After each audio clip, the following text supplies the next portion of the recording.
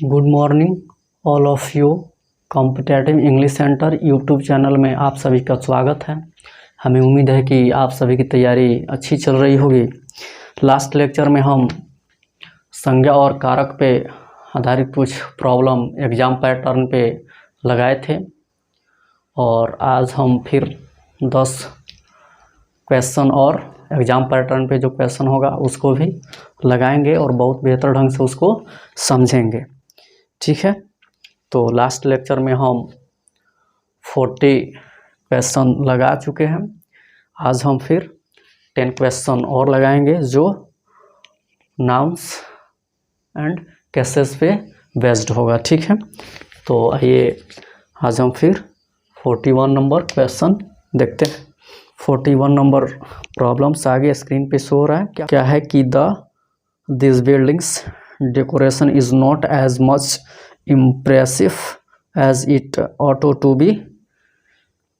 ठीक है, यही क्या है प्रॉब्लम है, इसके ए पार्ट में एरर है। ठीक है, क्या एरर है देखिए।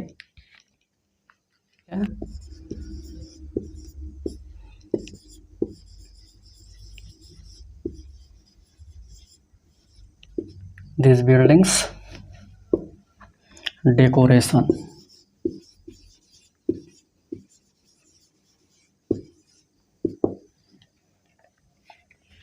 देखिए, ये प्रॉब्लम का कौन सा पार्ट है, ए पार्ट है जिसमें एरर है। ठीक है, देखिए क्या एरर है।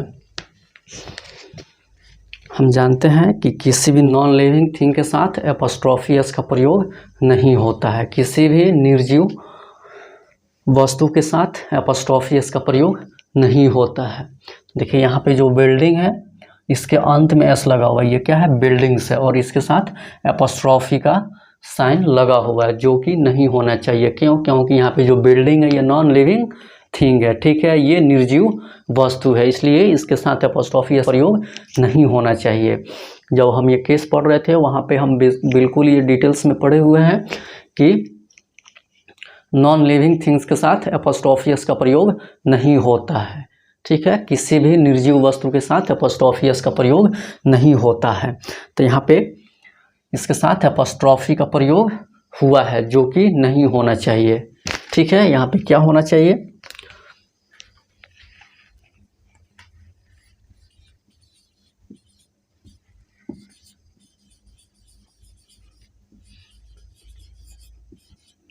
यहाँ पे दिस बिल्डिंग्स डेकोरेशन के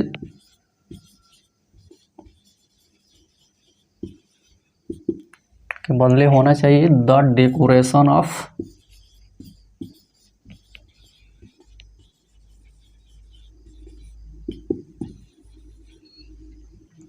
द बिल्डिंग्स।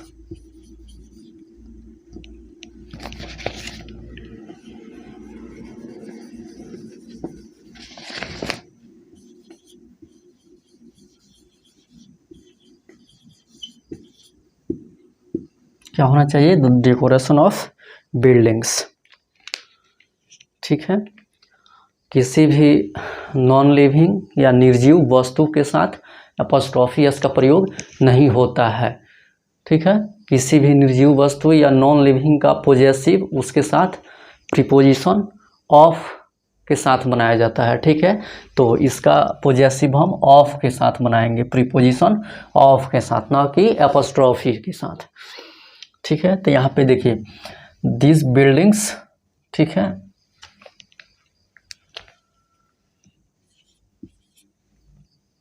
यहाँ पे दिस होगा, यहाँ पे दिस बिल्डिंग्स, यहाँ पे देखिए बिल्डिंग में एस लगा हुआ है, बिल्डिंग का प्लूरल बनाया हुआ है, इसलिए इसके साथ केवल एपोस्ट्रोफी का प्रयोग हुआ है। हम ये जानते हैं कि यदि किसी नाउन का प्लूरल बनाया गया हो और उस नाउन के अंत में एस हो तो उसका पोजेसिव केवल एपोस्ट्रोफी के साथ बनाया जाता है, इसलिए यहाँ पे केवल एपोस्ट्रोफी का प्रयोग हुआ है। ठीक है, द बिल्डिंग्स डेकोरेशन। ठीक है, तो हम जानते हैं कि नॉन लिविंग निर्जीव वस्तु का पोजेसिव बनाने के लिए उसके साथ एपोस्ट्रोफी एस का प्रयोग नहीं किया जाता है बल्कि प्रीपोजिशन ऑफ का प्रयोग किया जाता है। तो यहाँ पे क्या है, ये बिल्डिंग्स क्या है, निर्जीव वस्तु है, नॉन लिविंग थिंग्स है, तो इसके साथ एपोस्ट्रोफी का प्रयोग नहीं होना चाहिए। क्यों? क्योंकि जो बिल्डिंग है क्या है, नॉन लिविंग है, ठीक है, निर्जीव वस्तु है, तो इसका पॉजेसिव ऑफ के साथ बनाया जाता है, ना कि ये एपोस्ट्रोफी या एपोस्ट्रोफी एस के साथ। इसलिए दिस बिल्डिंग्स डेकोरेशन के स्थान पे क्या होना चाहिए, the decoration of this buildings, ठीक है। इसका पॉजेसिव किसके साथ बनाना होता है, ऑफ के साथ बनाना होता है। जितने भी नॉन लिविंग निर्जीव वस्तु हैं उनका पॉजेसिव प्रीपोजिशन ऑफ के साथ बनाया जाता है, ना कि एपोस्ट्रोफियस, ठीक है, ये समझ लिए। अब हम प्रॉब्लम नंबर 42 देखते हैं। क्या है कि Delhi's water supply system is certainly as good as is expected in a capital town, ठीक है। इस पार्ट में कोई एरर नहीं है। क्यों? यहाँ पे देखिए दिल्ली के साथ एपोस्ट्रोफी एस का प्रयोग हुआ है, तो या किसी कंट्री या स्थान के नाम के साथ एपोस्ट्रोफी एस का प्रयोग होता है, तो यहाँ पे दिल्ली के साथ एपोस्ट्रोफी एस का प्रयोग होगा, ठीक है, ये बिल्कुल सही है। इस प्रॉब्लम में किसी पार्ट में एरर नहीं है, तो इसका क्या होना चाहिए, इस 42 का क्या होना चाहिए, ई होना चाहिए, ठीक है, नो एरर का। इस पार्ट में कोई एरर नहीं है। यहाँ पे दिल्ली के साथ एपोस्ट्रोफी एस का प्रयोग हुआ है, जो बिल्कुल सही है, ठीक है। ये केस में रूल्स होता है कि किसी कंट्री या स्थान के नाम के साथ एपोस्ट्रोफी एस का प्रयोग होता है।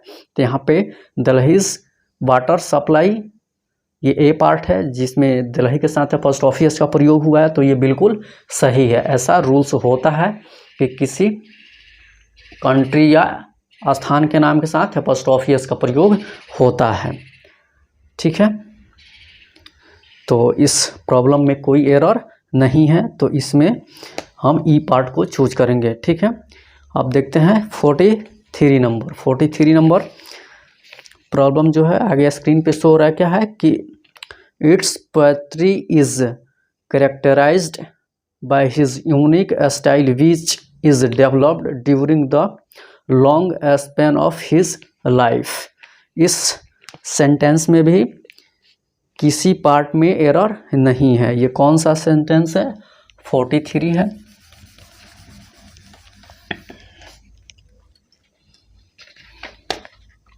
क्या है ये, 43 है। इस प्रॉब्लम में भी किसी पार्ट में एरर नहीं है, इसमें भी कोई एरर नहीं है, तो क्या होगा, ई होगा, नो एरर, ठीक है। देखिए यहाँ पे ए पार्ट में लिखा हुआ है इट्स पोएट्री इज कैरेक्टराइज्ड, ठीक है। यहाँ पे इट्स के साथ क्या हुआ है, एपोस्ट्रोफी एस का प्रयोग हुआ है। तो हम रूल्स में पढ़े हुए हैं कि किसी भी इंग्लिश नेम के अंत में एस भी लगा होता है तो उसका पॉजेसिव मॉडर्न इंग्लिश ग्रामर में एपोस्ट्रोफी एस के साथ बनाया जाता है, ठीक है। किंतु एपोस्ट्रोफी के साथ भी इसे शुद्ध माना जाता है। कहने का मतलब है कि जो इट्स है इसके साथ एपोस्ट्रोफी एस का प्रयोग होगा। ये क्या है, इंग्लिश नेम है और मॉडर्न इंग्लिश ग्रामर में ऐसा रूल्स बनाया गया है कि इंग्लिश नेम हो और उसके अंत में एस भी लगा हो तो उसके साथ एपोस्ट्रोफी एस का प्रयोग करते हैं, और पुराने ग्रामर में केवल एपोस्ट्रोफी का प्रयोग होता था, जो क्या है वो भी बिल्कुल शुद्ध है, वो भी क्या है, गलत नहीं है। तो इसमें दोनों हो सकता है, इट्स के साथ आप एपोस्ट्रोफी का भी प्रयोग कर सकते हैं और एपोस्ट्रोफी एस का भी, ठीक है। हम ये रूल्स में पढ़े हुए थे कि कुछ इंग्लिश नेम्स है जैसे इट्स, किड्स, डिकेंस, ये कुछ ऐसे इंग्लिश नेम है जिसके अंत में एस लगा होता है। फिर भी मॉडर्न इंग्लिश ग्रामर में इसका पॉजेसिव इसके साथ एपोस्ट्रोफी एस लगा करके बनाया जाता है, लेकिन ये पुराने इंग्लिश ग्रामर में, एंशिएंट इंग्लिश ग्रामर में ये एपोस्ट्रोफी के साथ भी बनाया जाता था, जो बिल्कुल क्या है, सही है। तो आप इट्स के साथ एपोस्ट्रोफी एस का भी प्रयोग कर सकते हैं और केवल एपोस्ट्रोफी का भी प्रयोग कर सकते हैं, लेकिन मॉडर्न इंग्लिश ग्रामर में इसके साथ एपोस्ट्रोफी एस का प्रयोग हो रहा है। जितने भी इंग्लिश नेम हैं जैसे इट्स हो गया, किड्स हो गया, डिकेंस हो गया, इस सब के अंत में एस लगा हुआ है, लेकिन इसका पॉजेसिव एपोस्ट्रॉफी एस के साथ मॉडर्न इंग्लिश में बनाया जा रहा है, ठीक है। लेकिन इसके साथ केवल एपोस्ट्रॉफी भी सही है, ठीक है। तो इस प्रॉब्लम में कोई एरर नहीं है, ठीक है। अब हम प्रॉब्लम नंबर 44 देखेंगे। क्या है कि Brutus role is Julius Caesar's is very attractive as well as important as far as the action of the play is concerned। ये इस पार्ट में भी कोई एरर नहीं है। यहाँ पे ये पार्ट में ब्रूटस और जूलियस के साथ एपोस्ट्रॉफी का प्रयोग हुआ है, ठीक है। तो हम ये रूल्स में पढ़े हुए थे कि कुछ ऐसे प्राचीन ग्रीक लैटिन नेम है जिसके अंत में एस लगा होता है, तो इनका पोजेसिव बनाने के लिए इनके साथ केवल एपोस्ट्रॉफी का प्रयोग किया जाता है। जैसे ये हो गया ब्रूटस, हो गया आर्किमिडीज, हो गया उसके बाद ये पाइथागोरस हो गया। ये कुछ ऐसे लैटिन नाम हैं जिनके अंत में एस लगा होता है, तो इनका पोजेसिव इनके साथ केवल एपोस्ट्रॉफी लगा करके बनाया जाता है, ठीक है। तो यहाँ पे ब्रूटस रोल इन जूलियस क्रिएसर्स, ठीक है, ये बिल्कुल सही है। यहाँ पे ब्रूटस के साथ केवल एपोस्ट्रॉफी और जूलियस के साथ भी केवल एपोस्ट्रॉफी का प्रयोग होगा। क्यों? क्योंकि इनके अंत में एस लगा हुआ है, ठीक है। ये क्या है? ये इंग्लिश नेम नहीं है, ये प्राचीन लैटिन नेम है, ठीक है, जिनके अंत में एस लगा हुआ है। तो इनका पोजेसिव इनके साथ केवल एपोस्ट्रॉफी लगा करके बनाया जाता है, ठीक है। तो ये भी क्या है? बिल्कुल सही है। इस पार्ट में भी एरर नहीं है, यानी कि 44 जो हमारा प्रॉब्लम है, इस प्रॉब्लम में भी कोई एरर नहीं है, ये बिल्कुल सही है, ठीक है। 44 जो प्रॉब्लम है, इसके ए पार्ट में ब्रूटस और जूलियस के साथ केवल एपोस्ट्रॉफी का प्रयोग हुआ है, क्योंकि ये जो दोनों है क्या है? प्राचीन लैटिन या ग्रीक नेम है, ठीक है। इनके अंत में एस लगा हुआ है, फिर भी इनका पोजेसिव इनके साथ एपोस्ट्रॉफी लगा करके बनाया जाता है। ऐसा हम रूल्स पढ़े हुए थे कि कुछ ऐसे प्राचीन लैटिन और ग्रीक नेम है जिनके अंत में एस लगा होता है, इनका पोजेसिव इनके साथ एपोस्ट्रॉफी लगा करके बनाया जाता है, ठीक है। इनके साथ एपोस्ट्रॉफी का प्रयोग किया जाता है। आर्किमिडीज हो गया, पाइथागोरस हो गया, ठीक है, ब्रूटस हो गया, जूलियस हो गया, सोक्रेट्स हो गया। ऐसे कुछ लैटिन नेम है जिनके अंत में एस लगा होता है, तो इनका पोजेसिव एपोस्ट्रॉफी के साथ बनाया जाता है, ठीक है। तो इस पार्ट में भी कोई एरर नहीं है। अब हम प्रॉब्लम नंबर 45 देखते हैं।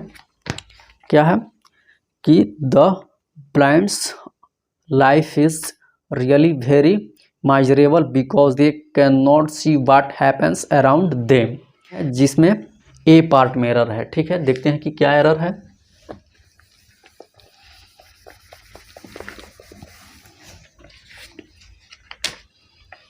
प्रॉब्लम नंबर कितना है? 45 है। इसके ए पार्ट में एरर है।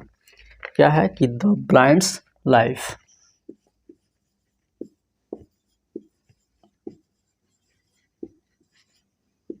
ब्लाइंड्स लाइफ,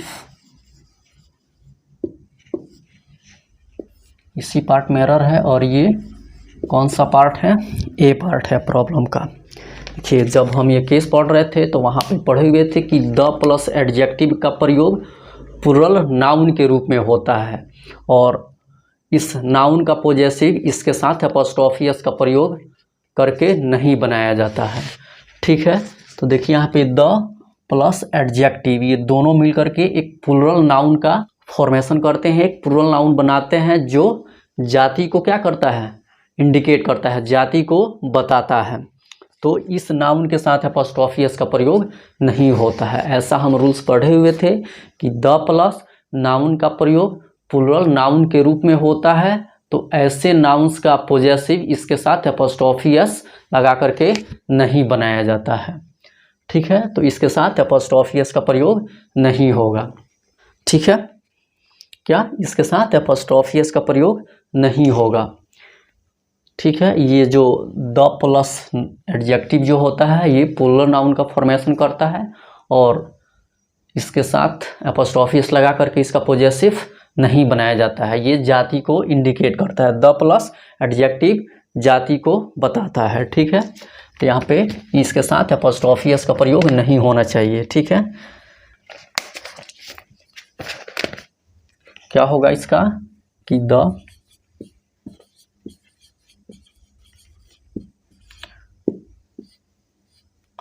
ब्लाइंड्स लाइफ के बदले होना चाहिए the life of the blind.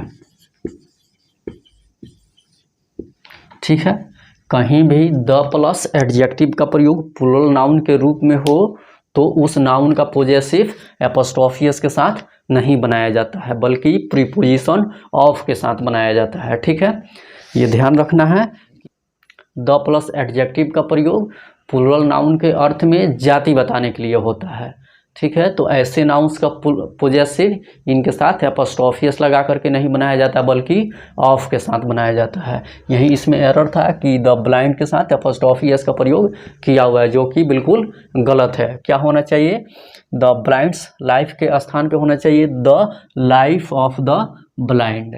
ठीक है, द प्लस एडजेक्टिव का प्रयोग प्लूरल नाउन के रूप में हो तो इस नाउन का पोजेसिव एपोस्ट्रोफी एस के साथ नहीं बनाया जाता है, बल्कि ऑफ के साथ बनाया जाता है।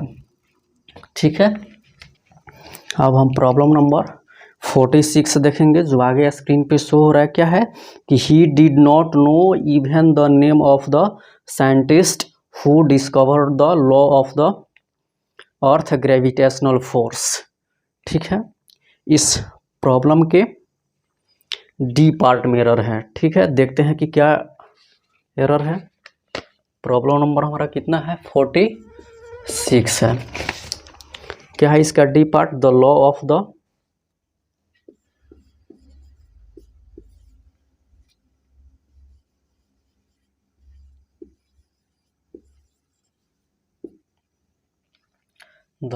The earth gravitational force.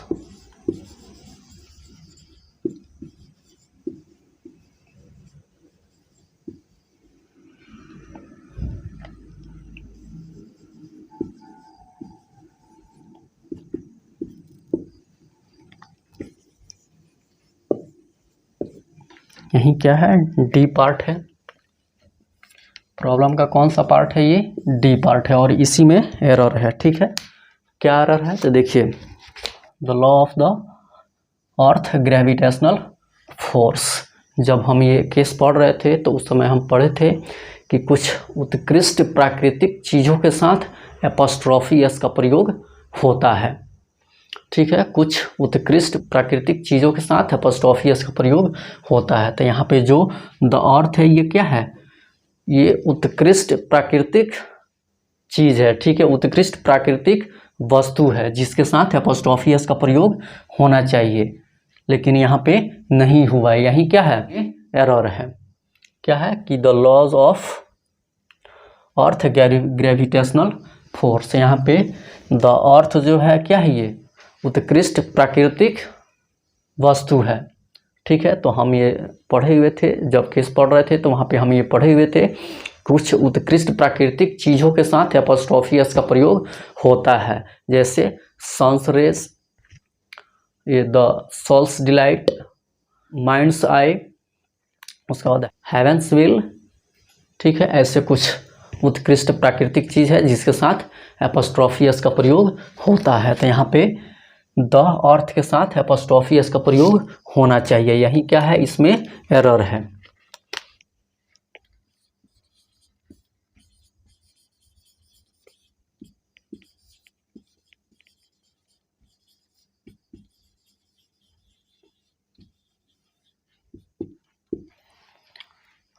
The earth gravitational के स्थान पे क्या होना चाहिए? द अर्थ्स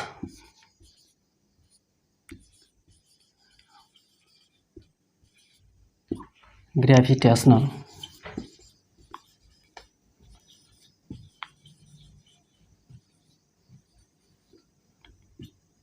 तो अर्थ ग्रेविटेशनल होना चाहिए, अर्थ के साथ एपोस्ट्रोफी एस का प्रयोग होना चाहिए।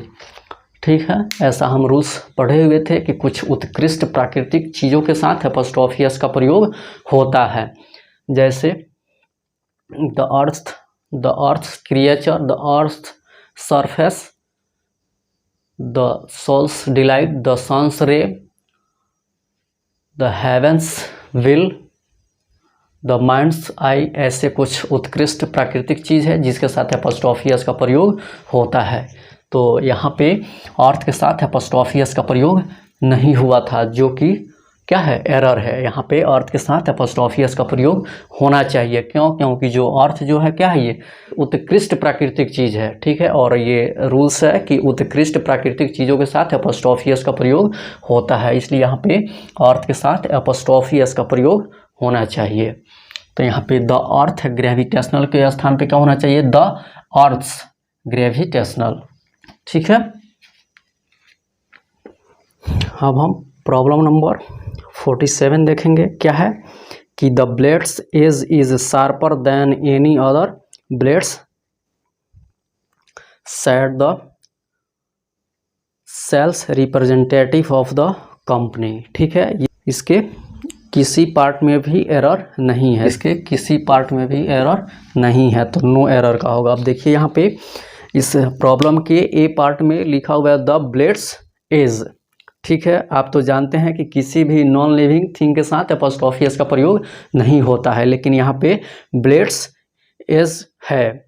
तो हम ये रूल्स पढ़े हुए थे कि स्पेस बताने वाले शब्द जैसे कि विड्थ, लेंथ, पॉइंट, एज जैसे शब्द रहे तो इसके पहले प्रयुक्त नाउन के साथ एपोस्ट्रोफी एस का प्रयोग होता है। क्या रूल्स था कि स्पेस बताने वाले शब्दों जैसे लेंथ, विड्थ, पॉइंट, एज के पहले प्रयुक्त नाउन के साथ एपोस्ट्रोफी एस का प्रयोग होता है। इसलिए यहाँ पे देखिए ये पार्ट में ब्लेड्स एज है, ठीक है। ये क्या है, स्पेस बताने वाला शब्द है, तो इसके पहले प्रयुक्त नाउन के साथ एपोस्ट्रोफी एस का प्रयोग होगा, इसलिए यहाँ पे ब्लेड के साथ एपोस्ट्रोफी एस का प्रयोग हुआ है, ठीक है।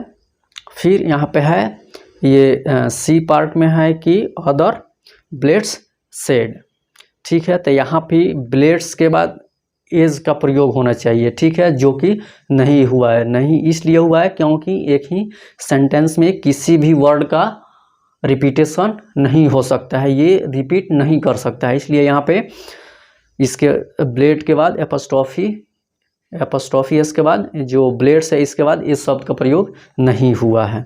तो इस पार्ट में कोई एरर नहीं है, ये बिल्कुल सही है।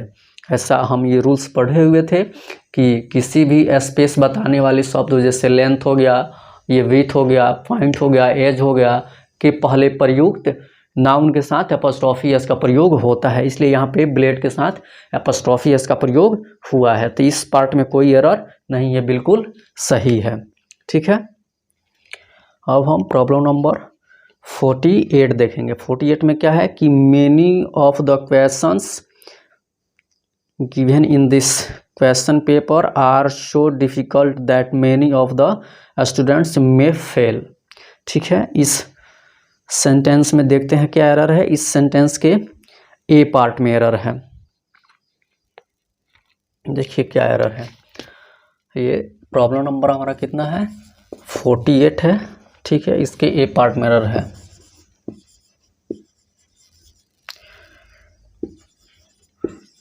Many of the questions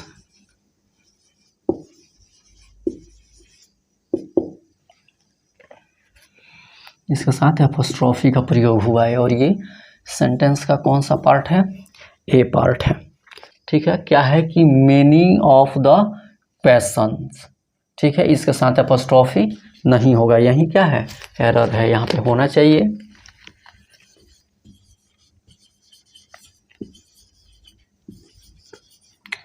many of the questions, यहाँ पे इसके बदले होना चाहिए मेनी ऑफ क्वेश्चंस।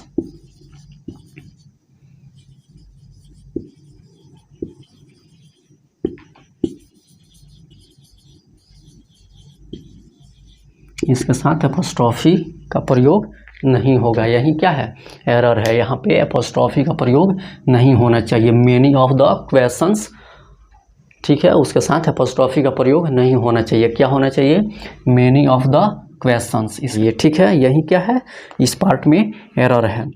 ठीक है, अब हम प्रॉब्लम नंबर 49 देखेंगे। क्या है कि the president of India constitutional power is limitless but it is the PM who is Indeed powerful. ठीक है, ये 49 नंबर प्रॉब्लम है। देखते हैं इस सेंटेंस के किस पार्ट में एरर है। इस सेंटेंस के ए पार्ट में एरर है। देखते हैं कि क्या एरर है। ये सेंटेंस नंबर कितना है, 49 है। इसके ए पार्ट में एरर है। क्या है कि the president of India,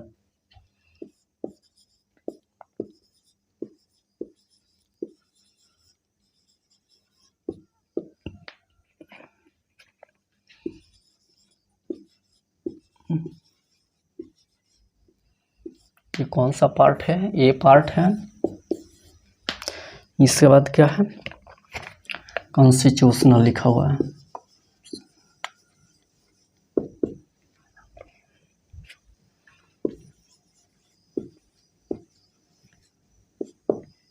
constitutional, इसे हम समझने के लिए लिख लिए हैं। ठीक है, कॉन्स्टिट्यूशनल।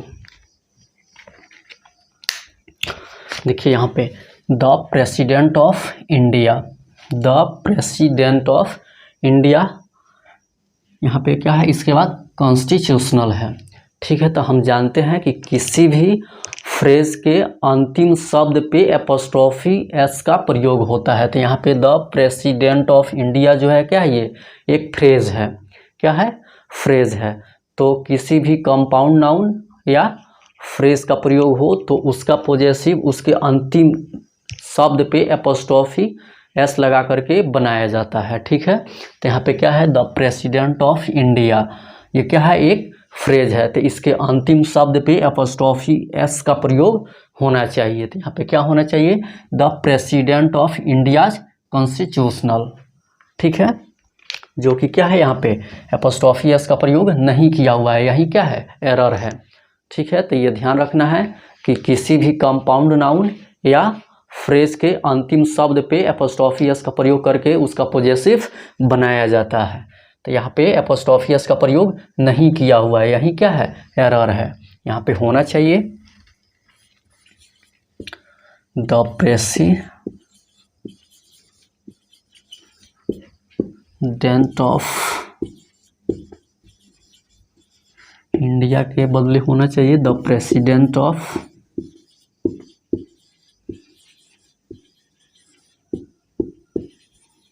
इंडियाज। इंडिया के साथ एपोस्ट्रोफी एस का प्रयोग होना चाहिए। क्यों, क्योंकि क्या है, ये एक फ्रेज है और फ्रेज के अंतिम शब्द पे एपोस्ट्रोफी एस का प्रयोग किया जाता है। ठीक है, ऐसा रूल्स हम पढ़े हुए थे कि किसी भी कंपाउंड नाउन या फ्रेज के अंतिम शब्द पे एपोस्ट्रोफी एस का प्रयोग किया जाता है उसका पॉजेसिव बनाने के लिए। देखिए यहाँ पे the president of India constitutional, यहाँ पे इंडिया के साथ एपोस्ट्रोफी एस का प्रयोग होना चाहिए। क्यों, क्योंकि जो द प्रेसिडेंट ऑफ इंडिया क्या है, एक फ्रेज है और एक फ्रेज के अंतिम शब्द पे एपोस्ट्रोफी एस का प्रयोग होता है। इसलिए यहाँ पे क्या होगा, द प्रेसिडेंट ऑफ इंडियाज। ठीक है, अब हम प्रॉब्लम नंबर 50 देखेंगे। क्या है कि many a man's life is in danger if the government does not take any serious action to safeguard us. ये प्रॉब्लम नंबर कितना है, 50 है। ठीक है, इस सेंटेंस में कोई एरर नहीं है। ये प्रॉब्लम नंबर 50 है। ठीक है, देखिए इसके ए पार्ट में लिखा हुआ है कि many a man's life, many a man's life, यहाँ पे मैन के साथ एपोस्ट्रोफी एस का प्रयोग होगा। क्यों, क्योंकि मन जो है लिविंग थिंग है। मैन क्या है, लिविंग थिंग है। ठीक है, मानव है तो मानव के साथ एपोस्ट्रोफी एस का प्रयोग होता है। इसलिए यहाँ पे man, man's many a man's life, ये बिल्कुल सही है। ठीक है, यहाँ पे मैन के साथ जो एपोस्ट्रोफी एस का प्रयोग हुआ ये सही है। क्यों? क्योंकि हम ये रूल्स में पढ़े हुए हैं कि मानव के साथ एपोस्ट्रोफी एस का प्रयोग होता है। तो ये इस पार्ट में कोई एरर नहीं है, 50 में कोई एरर नहीं है। इसका ई पार्ट हम चूज करेंगे। क्यों? क्योंकि ई पार्ट में क्या है, नो एरर का है। ठीक है, तो ये many a man's life is in danger, ये इस प्रॉब्लम का ए पार्ट है जिसमें मैन के साथ एपोस्ट्रोफी एस का प्रयोग हुआ है, जो बिल्कुल सही है। हम ये रूल्स पढ़ रहे थे यूज ऑफ एपोस्ट्रोफी एस, तो उसमें हमें पढ़े हुए हैं कि मानव के साथ एपोस्ट्रोफी एस का प्रयोग होता है। ठीक है, तो ये बिल्कुल सही है, इस पार्ट में कोई एरर नहीं है। ठीक है, अब हम देखते हैं 51 क्या है कि nobody's claim to be a permanent member of the club is valid in the eyes of the committee. इस सेंटेंस के किसी पार्ट में एरर नहीं है। यहाँ पे देखिए ये ए पार्ट में लिखा हुआ है नोबडीज क्लेम, इस नोबडी के साथ एपोस्ट्रोफी एस का प्रयोग हुआ है। तो जब हम ये केस पढ़ रहे थे तो वहाँ पे हम पढ़े हुए हैं कि nobody, anybody, everybody, somebody, everyone, someone, no one, anyone का पॉजेसिव इनके साथ एपोस्ट्रोफी एस लगा करके बनाया जाता है। तो यहाँ पे नोबडी के साथ एपोस्ट्रोफी एस का प्रयोग हुआ है, जो बिल्कुल सही है। तो इस पार्ट में भी कोई एरर नहीं है। तो ये 51 का भी क्या हो जाएगा, ई हो जाएगा। ठीक है, समझ लिए। 50 में भी कोई एरर नहीं था। क्यों? क्योंकि यहाँ पे 50 में ए पार्ट में लिखा हुआ था many a man's life is in danger. ठीक है, तो हम मैन के साथ यहाँ पे एपोस्ट्रोफी एस का प्रयोग हुआ है, जो बिल्कुल सही है। ऐसा हम यूज ऑफ एपोस्ट्रोफी एस पढ़ रहे थे, तो वहाँ पे हम ये पढ़े हुए हैं कि मानव के साथ एपोस्ट्रोफी एस का प्रयोग किया जाता है। 51 में भी कोई एरर नहीं है। इसके भी ए पार्ट में लिखा हुआ है नोबडीज क्लेम, नोबडी के साथ एपोस्ट्रोफी एस का प्रयोग हुआ है, जो कि बिल्कुल सही है। ऐसा हम रूल्स में पढ़े हुए हैं कि everybody, somebody, nobody, anybody, everyone, someone, no one, anyone का पॉजेसिव बनाने के लिए इसके साथ एपोस्ट्रोफी एस का प्रयोग किया जाता है। इसलिए क्या है, ये बिल्कुल सही है, इस पार्ट में कोई एरर नहीं है। ठीक है, तो आज हम यहीं पे ये केस समाप्त हुआ। हम केस को बहुत अच्छे ढंग से पूरे डिटेल्स में पढ़े हुए हैं, और उससे जो भी एग्ज़ाम पैटर्न पे क्वेश्चन था उसको हम लगाए। लगभग हमने 51 क्वेश्चन लगाए हैं और बहुत बेहतर ढंग से उसको समझे हैं। ठीक है, तो वीडियो अच्छा लगे तो शेयर, सब्सक्राइब, लाइक कीजिए। अपने दोस्तों को बताइए कि जिनको भी इंग्लिश में प्रॉब्लम है इस प्लेटफॉर्म पे जुड़े, उनका इंग्लिश बिल्कुल बेहतर होगा। अगले लेक्चर में हम एक नए टॉपिक के साथ मिलेंगे। अगले लेक्चर में हम नंबर पढ़ेंगे और बहुत बेहतर ढंग से उसको समझेंगे। चैनल को सब्सक्राइब नहीं किए हैं तो चैनल को सब्सक्राइब कर लीजिए, बेल आइकन को प्रेस कर दीजिए ताकि कोई भी वीडियो अपलोड हो तो सबसे पहले नोटिफिकेशन आपको मिले। तब तक पढ़ते रहिए, खुश रहिए, मुस्कुराते रहिए। Okay, thanks.